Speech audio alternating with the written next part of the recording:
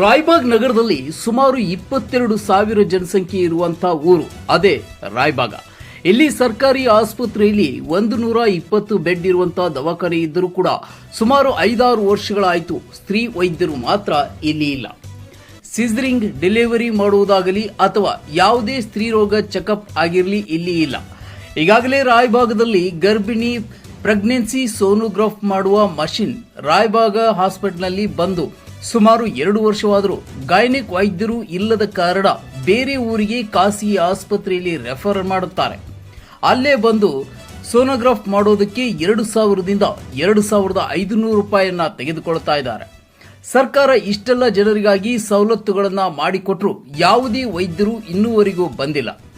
ಈ ಎಲ್ಲ ಸಮಸ್ಯೆಯನ್ನ ನೋಡಿ ಕರ್ನಾಟಕ ರಕ್ಷಣಾ ವೇದಿಕೆ ಶಿವರಾಮೇಗೌಡ ಬಣದಿಂದ ರಾಯಬಾಗ ತಾಲೂಕಾ ಅಧ್ಯಕ್ಷ ಇರ್ಫಾನ್ ತಾಂಬೋಳಿ, ಜಿಲ್ಲಾಧ್ಯಕ್ಷರು ವಾಜೀದ್ ಹಿರೇಕುಡಿ ಅವರ ಜೊತೆ ಚರ್ಚೆ ಮಾಡಿ ಜುಲೈ 4ರಂದು ಶುಕ್ರವಾರ ಜಿಲ್ಲಾಧಿಕಾರಿ ಅವರಿಗೆ ಹಾಗೂ ಡಿಎಚ್ಒ ಅವರಿಗೆ ಕರ್ವೆ ಟೀಮ್ ವತಿಯಿಂದ ಮನವಿ ಸಲ್ಲಿಸಲಾಯಿತು. ಜಿಲ್ಲಾಧಿಕಾರಿ ಹಾಗೂ ಡಿಎಚ್ಒ 10 ದಿನದಲ್ಲಿ ರಾಯಬಾಗ್ ಆಸ್ಪತ್ರೆಗೆ ಸ್ತ್ರೀ ವೈದ್ಯರನ್ನ ಕಳಿಸುತ್ತೇವೆ ಎಂದು ಹೇಳಿದ್ದಾರೆ.